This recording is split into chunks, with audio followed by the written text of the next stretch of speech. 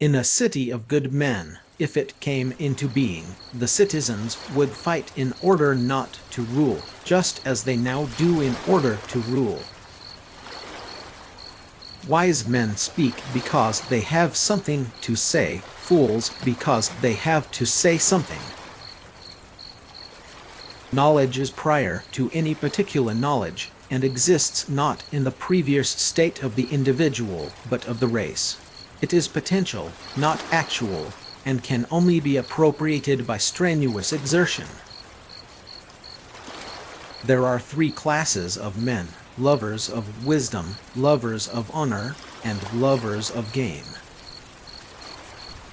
Lack of activity destroys the good condition of every human being. But I have no time for such things, and the reason, my friend, is this: I am still unable, as the Delphic inscription orders, to know myself, and it really seems to be ridiculous to look into other things before I have understood that. The law is not concerned with making any one class in the city do outstandingly well, but is contriving to produce this condition in the city as a whole.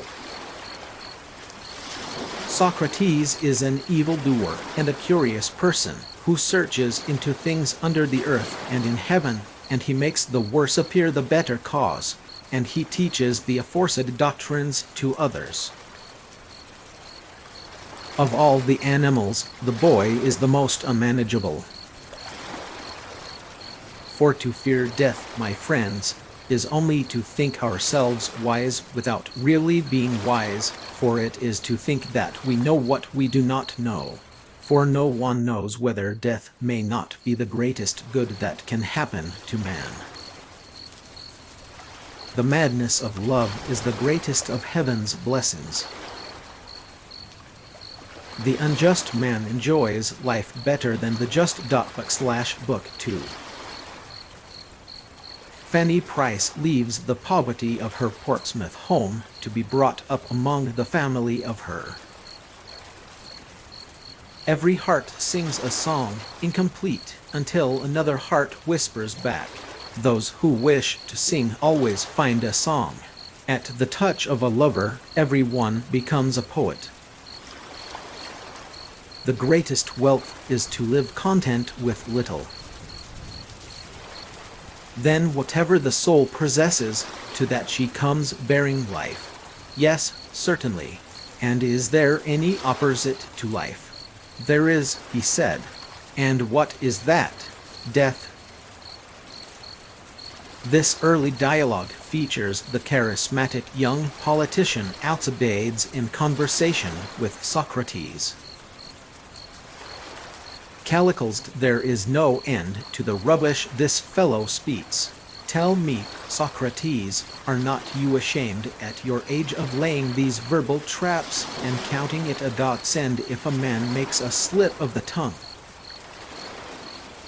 I am the wisest man alive, for I know one thing, and that is that I know nothing.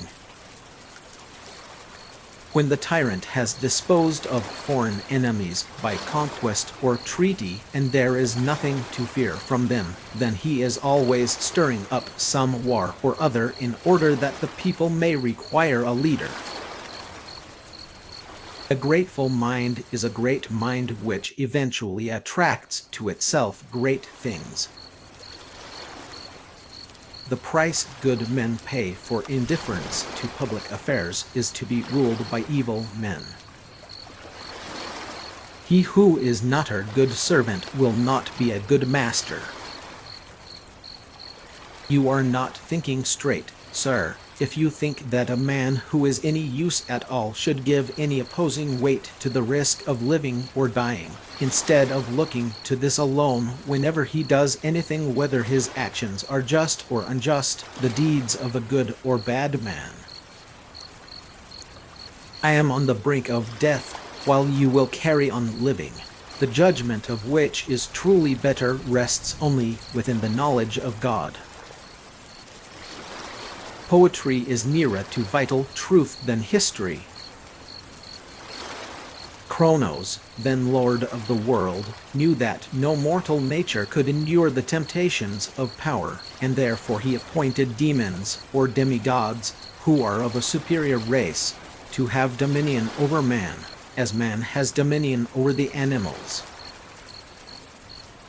And is it not best to understand what is said, whether at the writing masters or the music masters, or anywhere else, not as quietly as possible, but as quickly as possible? Yes. And is not shrewdness a quickness or cleverness of the soul, and not her quietness? Socrates, first, then, let us consider whether the doing of injustice exceeds the suffering in the consequent pain. Do the injurers suffer more than the injured? Polus: no. Socrates: certainly not. When there is an income tax, the just man will pay more and the unjust less on the same amount of income.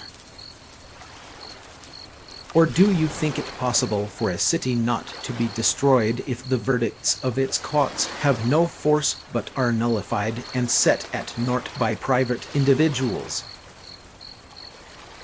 The penalty that good men pay for not being interested in politics is to be governed by men worse than themselves. It looks, Socrates, as though I didn't know what I was talking about then. Astronomy compels the soul to look upwards and leads us from this world to another. The beginning is the most important part of the work. The object of education is to teach us to love what is beautiful.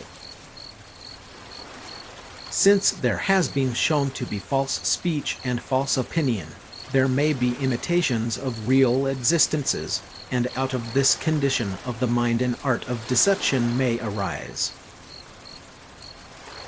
A house that has a library in it has a soul. Those who are able to see beyond the shadows and lies of their culture will never be understood, let alone believed by the masses. You can discover more about a person in an hour of play than in a year of conversation. So, Euthyphro, piety, then, should be regarded as a reciprocal exchange between gods and humans. Writing is the geometry of the soul. Then, my good friend, I said, do not use compulsion, but let early education be a sort of amusement. You will then be better able to find out the natural bent. The true lover of knowledge naturally strives for truth, and is not content with common opinion, but saws with undimmed and unwearied passion till he grasps the essential nature of things.